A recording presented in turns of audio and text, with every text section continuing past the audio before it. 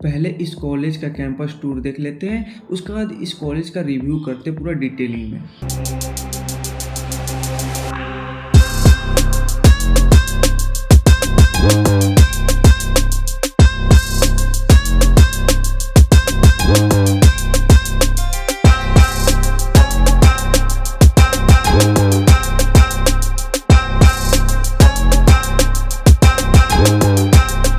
आज बात करने वाले एनआईटी रूरकेला, जो कि ओडिशा में आपको देखने को मिल जाती है। चाहे इसका कटअप हो, चाहे जोसा काउंसिलिंग में आप कैसे पार्टिसिपेट करोगे, होम स्टेट अदर स्टेट क्या होती है, ये सारी चीज़ें बातें पता ही नहीं होती है किसी को, और जाके चले जाते हैं। ठीक है, कितनी पैकेज है इसकी, सारी चीज़ें इस वीडियो में हम लोग कवर करने की कोशिश करेंगे। चलो फिर स्टार्ट करते हैं इस वीडियो को।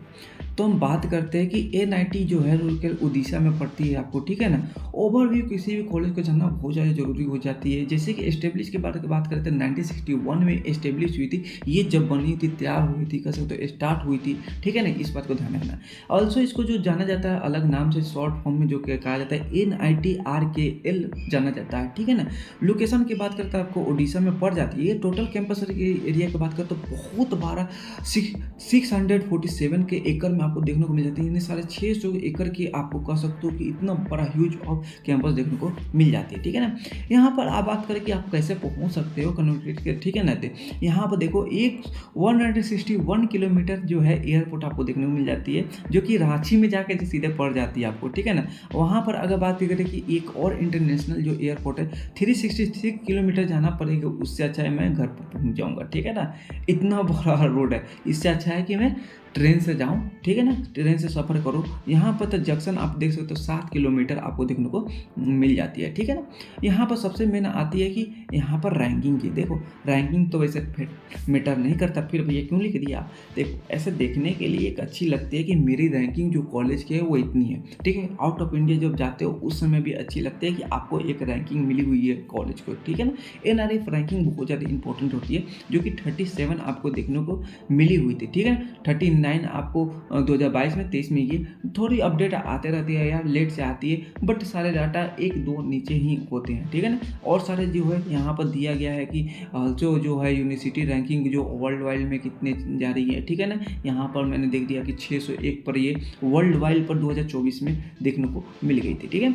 अब मेन आती है कि सबसे पहले भैया की एलिजिबिलिटी क्राइटेरिया क्या है। बहुत सारे तो जेईई मेंस से दे देती हैं, उसके बाद उनको पता ही नहीं होता कि जेईई मेंस में बैठने के लिए कैटेगरिया क्या होती है। सबसे पहले कि आपको 12 में जो है आपको साइंस होनी चाहिए। साइंस स्ट्रीम में आपको फिजिक्स, केमिस्ट्री, मैथ और एक्स्ट्रा में अगर बायोलॉजी रहो तो ठीक है, नहीं तो नहीं रखोगे कोई बात नहीं, पर इंग्लिश होना बहुत ज़्यादा जरूरी है इंजीनियरिंग लाइफ में, ठीक है ना। अगर कोई कॉलेज ऐसे होते हैं जो कि अगर आपको इंजीनियरिंग में अगर इंग्लिश नहीं है तो नहीं लेते, हिंदी उसके जगह पर रख देते, तो ये गलत हो जाती है। हिंदी मत रखो, इंग्लिश ले लो, ठीक है। इसको ध्यान रखना। और इस बात को एक ध्यान रखना कि अगर एससी हो तो 65% पर आपको ले लिया जाता है, 75% पर आपको जो ओबीसी और जनरल के लिए ये बनाया गया है, ठीक है। मोड ऑफ एडमिशन की बात करें तो जेईई मेंस आपको पहले देना पड़ेगा।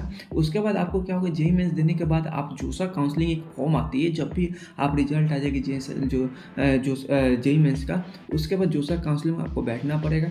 जोसा काउंसलिंग में अपने प्रेफरेंस के हिसाब से आप कॉलेज को चूज करोगे, कितना रैंकिंग है, ये कॉलेज क्या मेरे कटअप से मिल रहे हैं या नहीं मिल रहे, ठीक है। इससे को हम आगे बात करूँ। उसके बाद मैंने एक लिखा हूँ यहाँ पर गेट मेंशन किया हूँ। देखो किसी को ड्रीम रह जाता है कि मुझे NIT या IIT से ही पढ़ना है भाई, तो उसके लिए एक और उपाय होती है कि आप किसी भी कॉलेज, अच्छे कॉलेज या इंजीनियरिंग कॉलेज से कर लो बीटेक सिर्फ, ठीक है ना, किसी भी ब्रांच से, ठीक है। उसके बाद क्या करोगे, किसी से ब्रांच से कर लो, उसके बाद गेट एग्जाम दोगे। गेट एग्जाम देने के बाद आपको क्या होगा कि आपको गेट एग्जाम में एक इंट्रेंस एग्जाम है, ये गेट एग्जाम देने के बाद यूजी के बाद मतलब अंडर ग्रेजुएशन के बाद आप जब दोगे, यानी बीटेक कंप्लीट होने के बाद किसी भी कॉलेज से, तो उसके बाद कटअप आने के बाद जिस कॉलेज में आपको जाना है उससे मिलाओ कि वो कॉलेज की कितनी कटअप पिछले वाले में रही है, उसके बाद आप भर के जा सकते हो, ठीक है। उसके बाद आपका सपना पूरा हो जाएगा, ठीक है।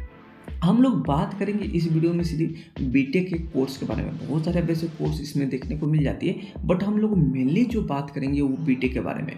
बीटेक में आपको 4 साल की होती है, जो कि 8 सेमेस्टर देखने को मिलते हैं। भैया सेमेस्टर क्या होती है, यानी 6 मंथ पर एक एग्जाम होने वाली आपको सेमेस्टर कहा जाता है, ठीक है। इसको ध्यान रखना। उसके बाद यहाँ पर हम देख लेते हैं इसमें बीटेक में कौन कौन से आ जाते हैं, जैसे बायोमेडिकल इंजीनियर, बायोटेक्नोलॉजी आती है, ठीक है ना। यहाँ पर और सारे भी आ जाते हैं, जैसे केमिकल इंजीनियरिंग आ जाती है, केमिस्ट्री आ जाती है, कंप्यूटर साइंस इंजीनियरिंग आ जाती है, इलेक्ट्रॉनिक्स आ जाती है, फूड प्रोसेस आ जाती है, इंडस्ट्री आ जाती है, लाइफ साइंस आ जाती है, मैथ आ जाती है, ठीक है ना, और मैकेनिकल आ जाती है। एक बात मैं बताना आपको भूल गया कि होम स्टेट अदर स्टेट क्या होती है। देखो मैं हर वीडियो में बताता हूँ, इस वीडियो में बता देता हूँ कि होम स्टेट उससे कहा जाता है जहाँ से आप 12 दी हो। मान लो आप बिहार के रहने वाले हो, बट आप दी हो 12 कहाँ से, गुजरात से, तो आप नागरिकता कहाँ के हो गए, 12 के हो गए। 12 के सिर्फ रिलेटेड में होती है नागरिकता, और कुछ नहीं। जब भी फॉर्म भरने जाओ उस समय आपको ये होम स्टेट अदर स्टेट के बहुत ज़्यादा कन्फ्यूजन हो जाएगी। तो इस चीज़ से समझ जाओ कि आप जिस स्टेट को, अगर उसी स्टेट में बोर्ड दिए हो 12 के, तो आप उसी स्टेट के लिए हो। उससे क्या बेनिफिट होगी कि मान लो कि कटअप मतलब वहाँ की उठ रही है कि उसको मिल रहा है 50,000 रुपये, तो आपको क्या मिलेगी, 70,000 रुपये भी मिल जाएगी आपको होम स्टेट में, ठीक है। आप गुजरात में किसी बच्चे को, बिहार का आपका फ्रेंड बिहार में एग्जाम दिया है और वो जा रहा है गुजरात में, तो गुजरात में जब देने जाएगा तो आप तो गुजरात में एग्जाम दिए हो 12 के, तो आपको कम नंबर पर भी या कम रैंकिंग पर भी आपको वहाँ पर मिल जाएगा, ठीक है। पर उसको क्या होगा, उससे ज़्यादा कम नंबर लाना पड़ेगा तब जाकर होगा, यानी हाईएस्ट आपका रहेगा, उसका लोएस्ट रहेगा, तब जाकर होगी उसकी एडमिशन, ठीक है। तो ये बेनिफिट है। तो अदर स्टेट से, जिस स्टेट से भी आप मान लो कि उसमें जाने चाहते हो, अगर आपको पहले से नॉलेज है तो उसी स्टेट का बोर्ड का एग्जाम दे दिया करो, ठीक। उसके बाद यहाँ पर सारी चीज़ें मैंने बता दी। उसके बाद आती है फी स्ट्रक्चर। मैंने बोला कि 4 साल की जो बीटेक होती है उसमें 8 सेमेस्टर की मिलती है, हर सेमेस्टर में आपको फ़ी पे करना पड़ता है, ठीक है ना। तो यहाँ पर मैंने लिख दिया हूँ। देखो इसमें 2 चीज़ें होती है जो कि आपको पता होना बहुत जरूरी है, जैसे SC ST और OBC और जनरल के लिए अलग ही फ़ी लगती है, ठीक है।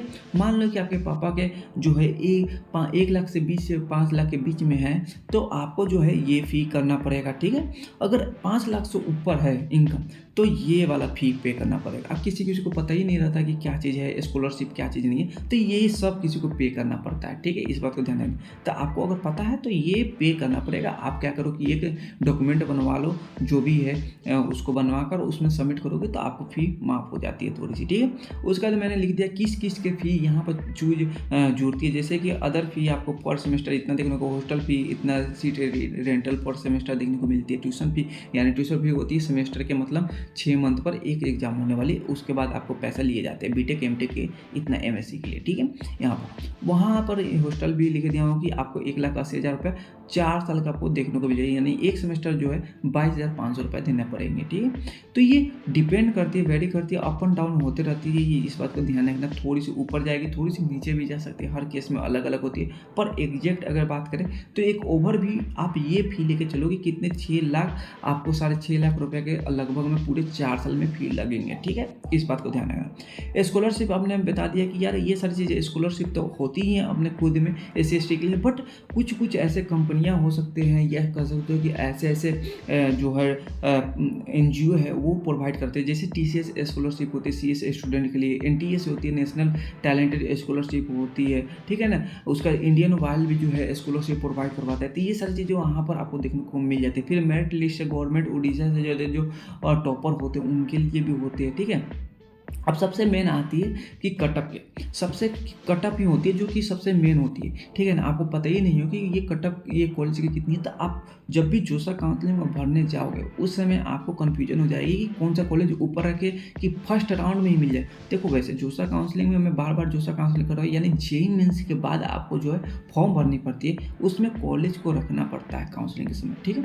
तो 31 आई थिंक NIT है, तो उसमें आप कैसे रखोगे, फिर IIIT भी रखना है उसमें, ठीक है। तो उसके लिए क्या करोगे कि कटअप रखना बहुत ज़्यादा जरूरी है। मैंने लास्ट राउंड के क्लोजिंग जो रैंक है वो मैंने लिख दिया। जैसे कि हम बीटेक के केमिकल इंजीनियरिंग की बात करें 23,891 देखने को मिली हुई थी। सिविल इंजीनियरिंग की बात करें तो 29,000 तक लास्ट राउंड यहाँ पर गई हुई है।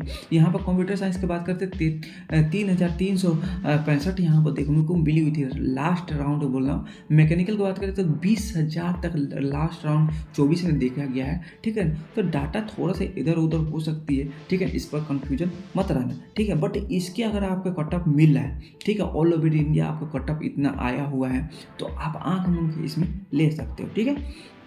उसके बाद आती है सबसे मेन आती है जो कि होती है प्लेसमेंट। ठीक है।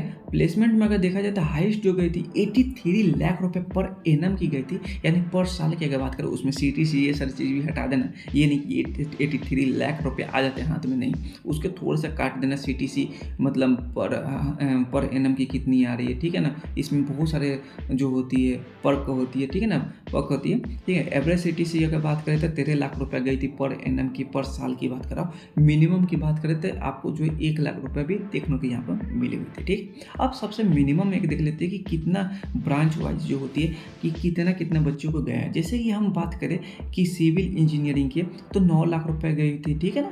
यहाँ पर कंप्यूटर साइंस की बात करते हैं 20 लाख रुपए हर बच्चे को एक मीडियम एवरेज मिली हुई थी, ठीक है ना। अब जो पढ़ने में हिसाब एकदम बकलोल है उसको तो छोड़ दो, ठीक है।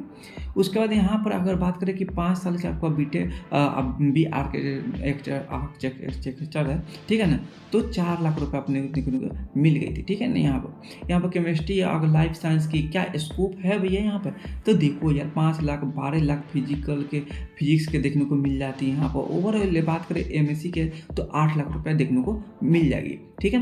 हाईएस्ट की अगर बात करें कि यहाँ पर हम लोग सीधे देखते हैं सिविल इंजीनियर को और कंप्यूटर साइंस। सिविल इंजीनियर की बात करें तो 19 लाख रुपए हाईएस्ट गई थी, 83 लाख रुपए आपको कंप्यूटर साइंस में गई हुई थी। तो कह सकते हो इसमें जो बाजी मारा है 83 लाख रुपया बाजी मारा है, जो कि कंप्यूटर साइंस मारा है, ठीक है।